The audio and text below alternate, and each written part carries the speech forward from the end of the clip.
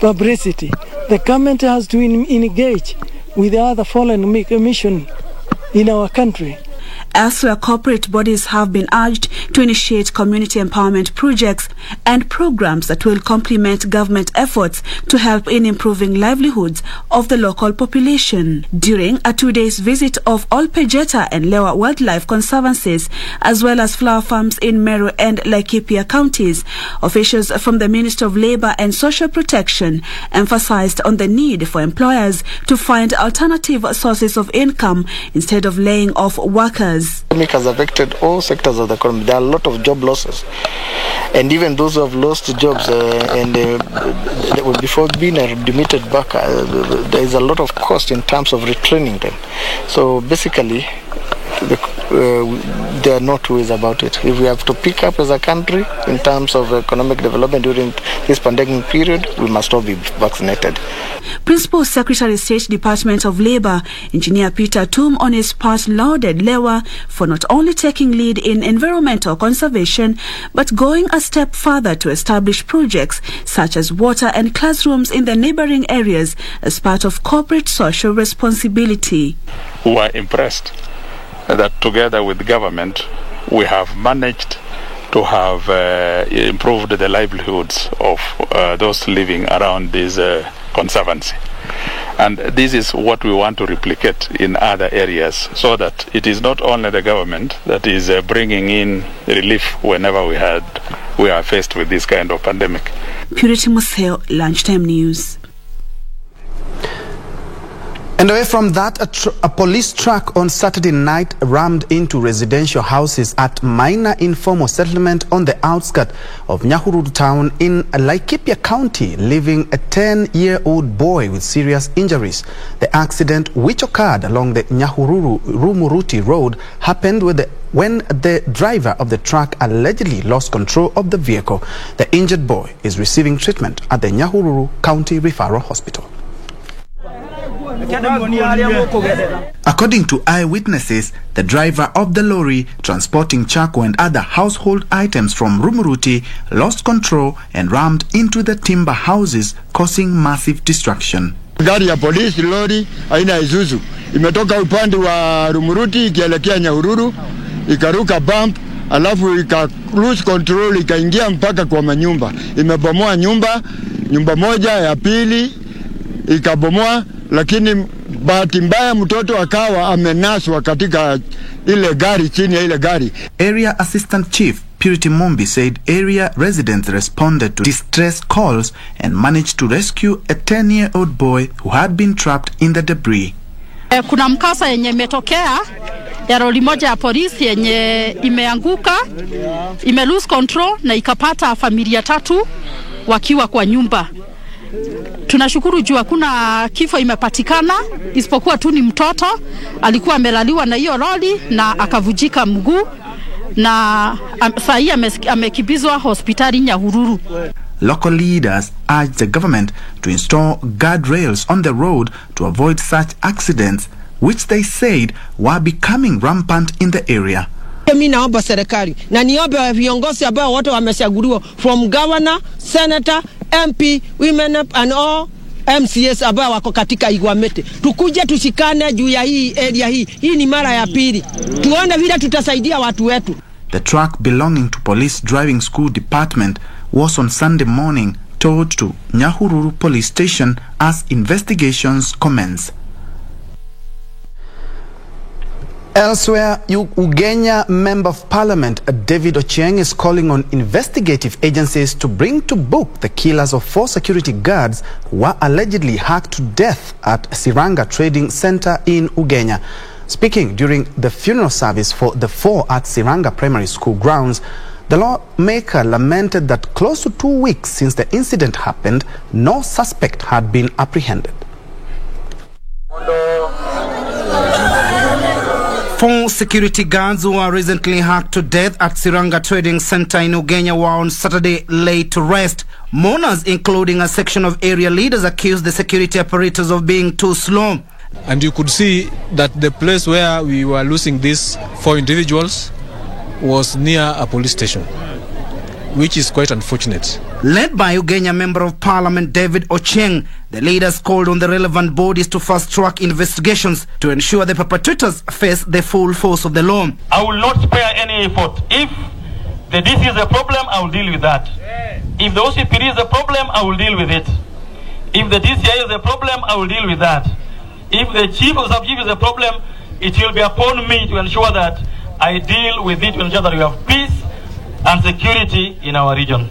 What I'm saying is that we will cooperate with the security agencies as leaders so that we ensure that security is beefed up within Ugenya, not only Seranga, but within Ugenya sub-county.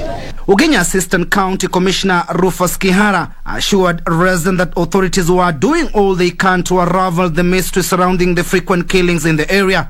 Lakini kwa muda usiokuwa mrefu mtaona matunda, na ninawaahidi hatutafika Jumamosi igine kama hamujasikia kwamba 1, 2, 3 imefanyika. The deceased security guards were George Agara Opuch, age 68, 59-year-old Patrick Oduor Ondo, 49-year-old Bernard Odhiambo Opunda, and 3rd-year Ocheng Radido, age 43 years. Timothy Kipnusu for Lunchtime News. Let's now shift focus to matters politics, where the Orange Democratic Movement leader Raila Odinga has once again called on Mount Kenya region to support his bid for the country's top seat, saying he is best suited candidate to succeed President Uhuru Kenyatta given his development track record both politically and economically. Raila says it was during his tenure in government that Kenya realized greatest progress in all sectors, and his prayer is to fulfill his vision for Kenya if elected president. Accompanied by Kiambu Governor Dr. James Nyoro, Orange Democratic Movement Party leader Raila Odinga, while on a tour of Kiambu County, called on Mount Kenya region to support his bid to succeed President Uhuru Kenyatta next year. Lakini mimi nimesema mimi nakuja nataka tuwe na partners. I want to form a partnership na nyinyi. Mimi sitaki kuwa mimi natembea mbele na wengine huko nyuma. Tunaenda bega kwa bega. Raila, who attended a birthday party at Githuruini village in Githunguri sub-county for Gideon Gitonga Gishuki, a youth leader and a student at the University of Nairobi, called for youth empowerment, saying it is the only way to make them resourceful to the country. Lakini hiyo Kenya yetu hatuwezi kupata bila sisi kupatia vijana wetu fursa na wamama wetu. Ndio kila mambo nasema we must empower our youth. Vijana wetu tuwapatie fursa ya kupata ujuzi na elimu ya kutosha na nafasi ya kufanya kazi ili waweze kujenga mali. Urging unity in Mount Kenya ahead of the 2022 polls, a section of Kiambu leaders led by Governor Nyoro assured Raila of the region's support. Lazima tufikirie sana, kwa sababu nimekuwa nikihubiri na nikasema kura zetu zote tuweke pamoja. Tusipofanya hivyo, mimi nawaambia huyu mzee ataingia, baba ataingia kuwa rais, na nyinyi mtakuwa mweka kura zenu mahali pengine. Saa hii sisi hatuna deni, ile iko ni tujiulize sisi kama watu wa Central tunaelekea wapi wakati tunaenda kwa uchaguzi. Na mimi ninaunga mkono mtu yeyote ambaye anaongea kuhusu amani. Let us support this gentleman. He was put in detention 3 times, fighting for transparency, accountability and good governance. The ODM leader later visited the widow of Peter Young in Githika, who is indisposed. Ben Chumba, Lunchtime News. At about 11 minutes past the hour, let's take our first break. But when we come back, we have more news, including the latest from the World Cup qualifiers around the globe.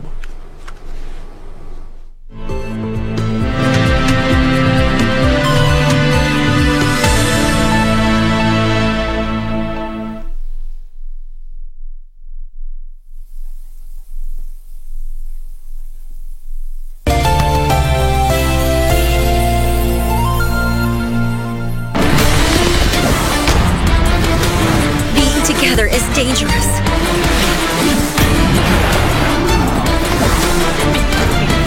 He is my father's enemy. Over my dead body.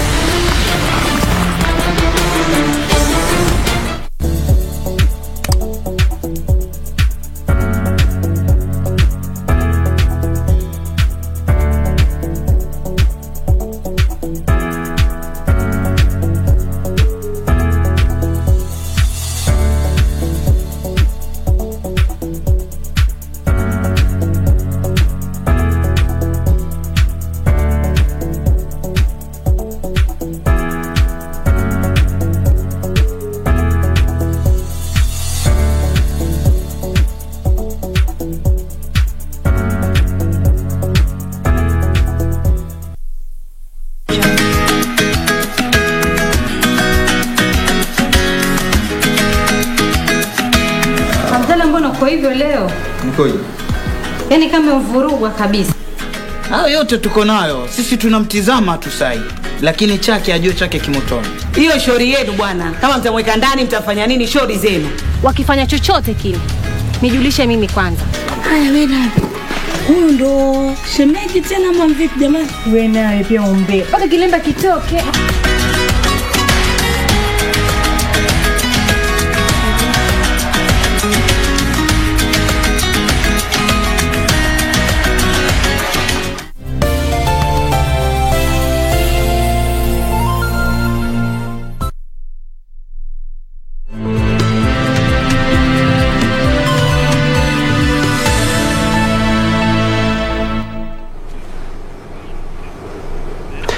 Welcome back. We are glad you're watching, and in case you just joined us, this is KBC Lunchtime News. Let's now focus on education matters, where Rabai constituency member of parliament William Kamoti has vowed to ensure his constituency achieve the 100% transition policy. Speaking at Vifanjoni Primary School when he commissioned 2 newly built classrooms, a tank and toilets financed by a USA-based organization, Kamoti said he will assist the residents by creating a more conducive learning environment and ensure learners transit from primary to secondary and tertiary level. He said he decided to go an extra mile by seeking donations from Coin for Kenya, who came in handy as they donated the classrooms among other facilities in his constituency, adding that the CDF kitty was not enough. Currently, through his effort, a teachers training institute and medical training college is under construction. Niliwaambia nitang'arisha mambo ya elimu. Manake kukusaidia si kukupa pesa ya nyumbani. Ni kuhakikisha mtoto wako ana nafasi ya kusoma vizuri. Asome primary, asome secondary na aendelee kule mbele. Na katika wale walionisikiza niliwaambia nitatengeneza vyuo. Tuna TTI ambayo ilikuwa imesimamishwa na koti. Sikujua wakati naweka ahadi ya kwamba it is a long process.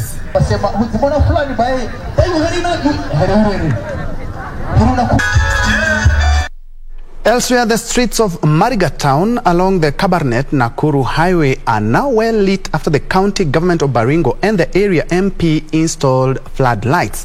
Residents in the area and traders who sell their wares to travelers along the busy highway are looking forward to improved security and economic boost. Baringo South Member of Parliament Charles Kamuren says traders, especially honey and meat vendors, can now start exploring a 24-hour economy once the night to dawn curfew currently in place to contain the spread of COVID-19 is lifted.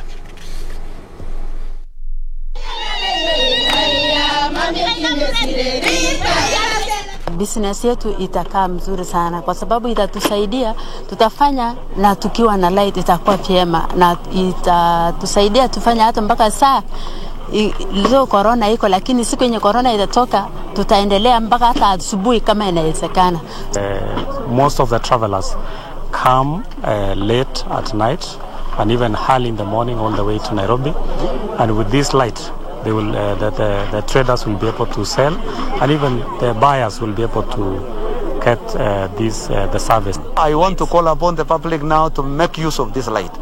make sure that now you work beyond the hours that you used to work. And again, we also arrange in that we improve on our businesses because now security has improved. Now, population upsurge in Kisii town has strained available space, prompting current demolition of unplanned business structures by the municipality to pave way for urban expansion. The rapidly growing town turned economic hub and measuring 68 kilometers square is also grappling with a population of over 112,000 according to the 2019 National Population Census statistics. The land limitation was attributed to a sudden migration and relocation of businesses from areas hard hit by the 2007-2008 post-election violence into the town, which enjoyed calmness. A crude birth rate of 66.3% and uneconomical land subdivisions by the local community were also contributory to the constrained growth. Watu wetu wamekuwa wakipata shida sana kwa sababu wanapata pengine vioski vyao vinatolewa ama vinahamishwa na wanaona shida sana. Kweli shida wanaona, lakini maendeleo pia tunayahitaji sana kwa sababu town isipopanuliwa iwe kubwa, sasa hatuwezi kupata maendeleo nyingi kwa sababu kama nchi za ng'ambo ndio tunapata misaada kutoka huko. Most affected with the ongoing pulling down of kiosks were small-scale business people. When open-air mechanics were displaced from an area next to a recreational park, the area MCA Kefa Mogaka was quick to admit that there was limited space in town, but demanded that the artisans are given an alternative site. Kufukuza hawaonyesha bahari. Na kuna hii town imekuwa kidogo. Balikuwa kwa family bangi tukawaleta hapa. Thomas Oresi, a prominent businessman in the town, urged the residents to embrace development being implemented by the government for a larger community interest. Si vizuri tuwe tukipinga miradi kama hiyo wakati inawezekana. Kwa hivyo hiyo ndio niombe wananchi wasiwe na tamaa sana, maana kitu kama hospitali ama kanisa ama shule inasaidia watu mchanganyiko, haina ukabila ati huyu ni wa kutoka sehemu fulani, huyu ni kutoka. Kama hiyo hospitali ama shule, kuna university hapa town nyingi, sasa watu wote wanaingia tu kupata elimu. Notwithstanding inadequate land challenges, the town, however, commands 60% of money circulation in the Nyanza region, according to the Central Bank of Kenya. Moving on, the Ukur Yatani-led Upya movement now says it will back President Uhuru Kenyatta's preferred presidential candidate in 2022 general election. The party says the arid and semi-arid lands ASO region will actively engage in national politics for the interest of pastoral communities during formation of the next government. Top political leaders drawn from 9 counties of the arid and semi-arid lands, among them governors, senators and members of parliament, were in Lesirkan Day School of Samburu North for a fundraising event. The leaders, led by National Treasury Cabinet Secretary Ukur Yatani, publicly declaring to back President Kenyatta's presidential choice in the 2022 general election. Sisi tumekaa na Rais Uhuru Kenyatta, tumefanya kazi na yeye na tunamjua, tunamwamini, na mwelekeo ambao atatupatia kwa uchaguzi ujao, hiyo ndio mwelekeo ambao tutafuata. They claimed the region will actively engage in the national politics for the sake of the pastoralist communities. Wakati huu hatuna mpango ya kuwa na presidential candidate, lakini tutaungana tuwe kwa meza ambao watu wanajadiliana mambo ya maisha ya Kenya, na tutachangia, na tutakubali kama mambo hii haitazungumzia mambo ya mifugo, mambo ya ukame, mambo ya kuendesha maisha ya watu wetu mbele. Nafikiri hiyo program tukiendelesha ili kabla mwisho wa mwaka huu tuwe tumesolve conflict ya forest pamoja na wananchi. They further claimed all that the pastoral communities were waiting for is President Uhuru Kenyatta's political direction. Sisi tunangoja President Uhuru anatuambia tunaenda kwa nani ndio tukufuate. Hatutaki mambo ya kutangatanga barabara. Meanwhile, Western leaders led by Kakamega Governor Wycliffe Oparanya are vowed to rally behind ODM Chief Raila Odinga ahead of 2022 polls. Speaking in Budalangi constituency during the launch of a football tournament, the leaders claimed they have formed a formidable team to ensure Raila succeed President Kenyatta as the fifth head of state. Kwa sababu hii miaka yote ODM hapa ni nyingi kabisa hata kuliko kwangu kule Kakamega. Lakini mimi nataka nifanye bidii nione Western nzima iko nyuma ya Raila Amolo.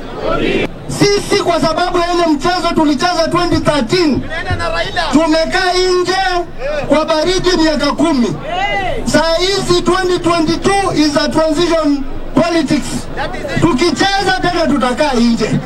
The same sentiments resonating in Narok County in a burial with area Senator Ledama Olekina and soon a Member of Parliament Junet Mohammed, adamant that Raila Odinga will be the president of this country come 2022 general election. Tumesimama na handshake na hakuna kubabaika. Wacha ile watu warukaruka wapige kelele, lakini sisi tunajua mahali tunaenda. Tunasimama vizuri na mwishowe tutahakikisha ya kwamba ile kazi yote ambayo tumefanya hapa itaendelea kujengwa kila siku na kila siku. Na mimi nataka kueleza nyinyi hapa ya kwamba mtu yote asidanganye hii safari hii. Safari hii kiwanja iko wazi. Na yule atakuwa rais ya Kenya ni Raila Amolo. Mtu asiwaleteni porojo hapa. Na safari hii hakuna kubahatisha. Safari hii ile ugonjwa yote tulikuwa naye ambayo ilikuwa inazuia sisi kwenda state house sasa tumetibu yote. And finally, in Coast Region, a newly formed political party, the Pamoja African Alliance Party of Kenya, PAA, with coastal roots, has embarked on a countrywide registration drive aimed at recruiting members in every county.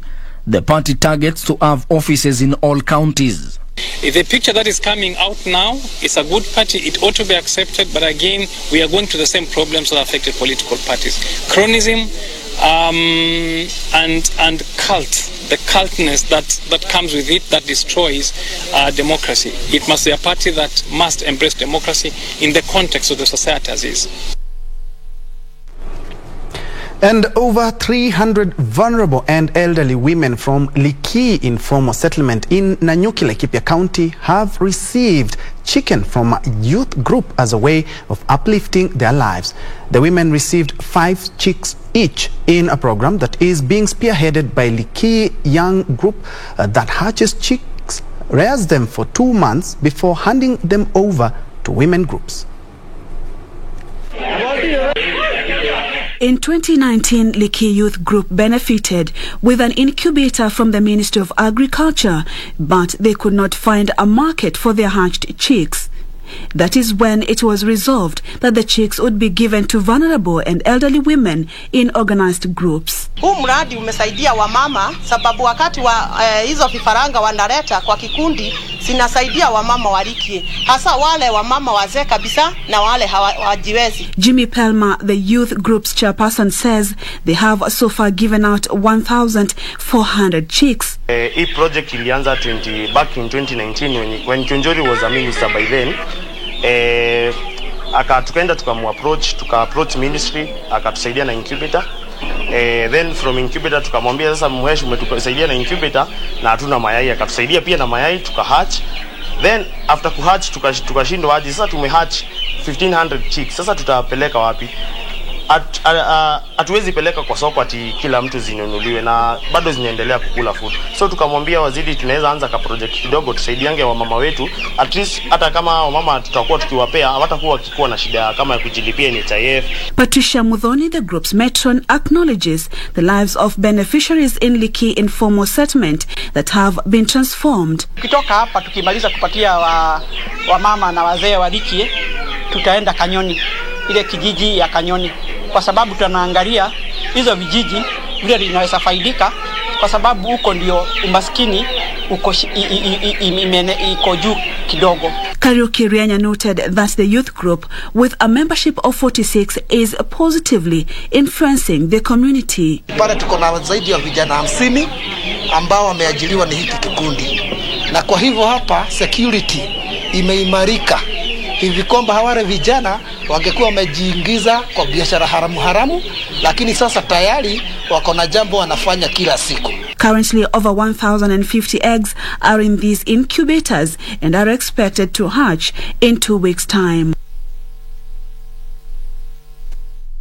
And a youth group in Embu County is using theatre and film to create awareness on society issues. Going by the name Sanaa na Kahawa, the group has produced a play titled Songs of Safari to communicate a message of hope in a bid to restore public confidence in the police service following recent incidents in the region. Miss your love, baby. Songs of Safari is the latest project by Sanaa na Kahawa, a youth group in Embu County that is keen on spreading a message of goodwill in the region.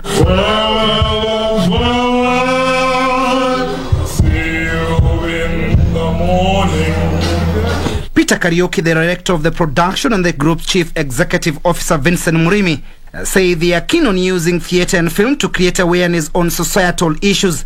There means that young people, they can be able to seek for justice or other means. This is called activism theatre. We are activists in a theatrical manner. Artists, we may not be in a position to demonstrate in the street, but using such a form of expression, maybe our message gets louder and we create awareness and advocacy at the same time. The initiative is supported by the Kenya Film Classification Board, with KFCB Eastern Regional Manager Fauzia Hussein encouraging young artists to explore their talents. Education and entertainment all merged together is a beautiful thing.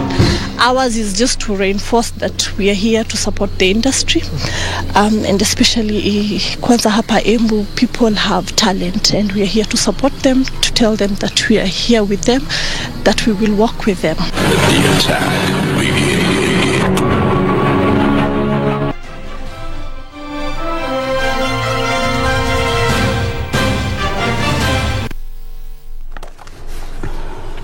Time to play now, and we begin with World Cup holders France started again in their bid to qualify for the 2022 finals in Qatar after being held to a 1-1 draw in Ukraine. Meanwhile, Memphis Depay led the Netherlands to a 4-0 win over Montenegro in Eindhoven last night.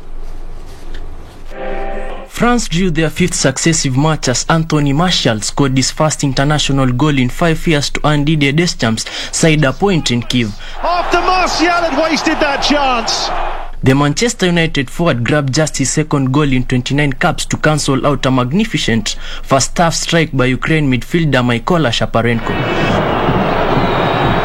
Oh, that's a great ball. Martial's there! And did it cross the line? Meanwhile, Depay led the Netherlands to a 4-0 win over Montenegro in Eindhoven. Akbo, it's Depay, and it's 2. Barcelona star Depay opened the second for the Dutch with a penalty and netted a second on the hour mark. Captain Jorginho added a sleek third, and Cody Gakpo bagged his first goal for the national team with a terrific curling shot. Depay, Berghaus, 1-0, 3-0. Moments after it should have been 2-1. In other results, Marcelo Brozovic's late goal gave Croatia a 1-0 victory away to Slovakia. Russia beat Cyprus 2-0 away, while Slovenia won 1-0 at home to Malta. Denmark needed an 85th minute effort from Jonas Wind to see off the Faroe Islands 1-0 and record a 5th win in as many outings in Group F. Scotland move above Austria into 3rd place as Lyndon Dykes' early strike sealed a 1-0 home win over Moldova. Hassan Ali Hussein for Lunchtime News Sports.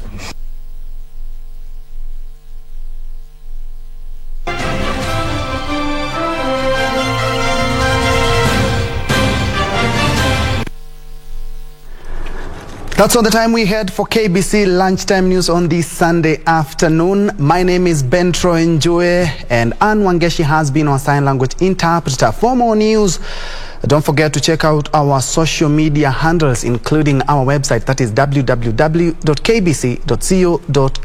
Have yourself a blessed afternoon.